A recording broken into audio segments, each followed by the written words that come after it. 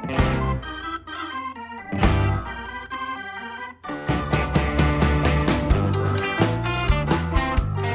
folks, Ben from Smoking Hot Confessions here. We're in beautiful downtown Hammond, Louisiana.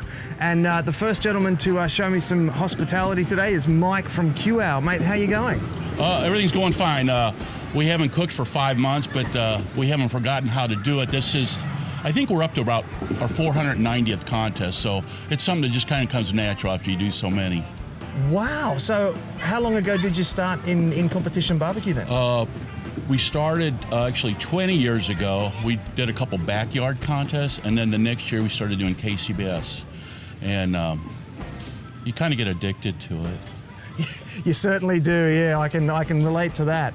Now, what can you tell me about what you're cooking on here this weekend? We've got this beautiful big black trailer here. It looks like something out of the old Knight Rider TV show. I'm just waiting to see you drive a Corvette in the back of it. What do you got inside there?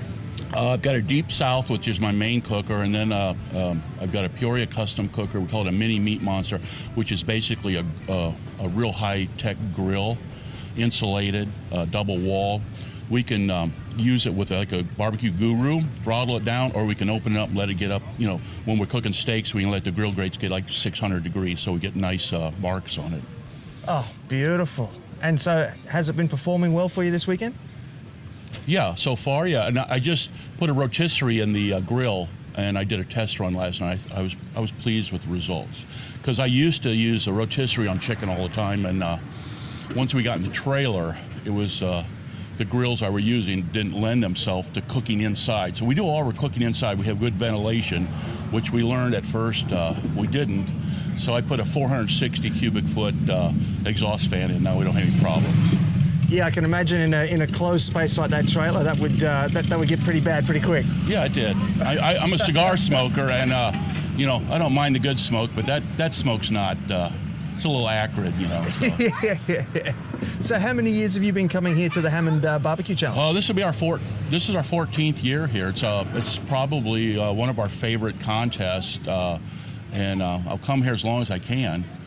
I'm getting older, so at some point I got to stop. Yeah. So what is it that keeps bringing you back here then to this festival? The seafood down here, the oysters. I love coming down south. They got fresh seafood. But no, the people here, we know everybody here, and a lot of old timers come here.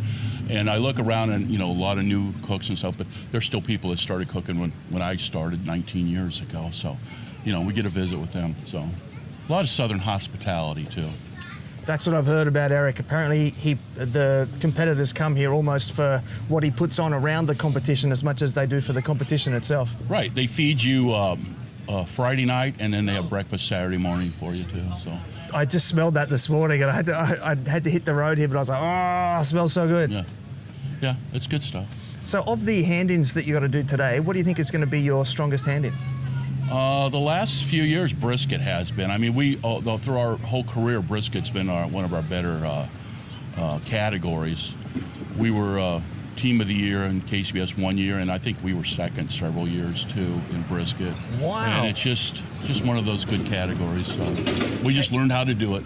KCBS Team of the Year brisket. That's awesome. Well, we were Team of the Year too. We tied in 2006 for the overall Team of the Year, and then in 2010 we were the outright Team of the Year, and then we've been Team of the Year in chicken twice, Team of the Year in ribs once, Team of the Year in pork twice, Team of the Year in brisket once. So.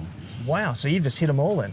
Yeah, I think we might be the only team that's won all four of the categories. Oh, that's so good. So can I ask you for a couple of tips then for cooking brisket? Well, and we do it kind of an odd way, but it works. So when we get our meat inspected on Friday, we start cooking it then, and we cook it up to about 185. And then we wrap it tightly. We throw it in a Cambro and let it cool down slowly. And then we throw it on ice, stop it. And then we take it out, and the next morning we cook it up to our final temperature. So that double cook and letting it rest at a temperature, because your collagen in it, the stuff that holds it together that you need to break down to make it tender, breaks down between like 190 and 170. So you want to hold it at that temperature for a long time, and it's worked out really well for us. Mate, that sounds beautiful. Thank you so much for those tips. And look, I realize you're a busy man this morning, so I'm going to say thank you very much for your time. Well, thank you for your hospitality, and best of luck for the competition. Well, thank you. Nice meeting you. Nice meeting you too. Okay, great.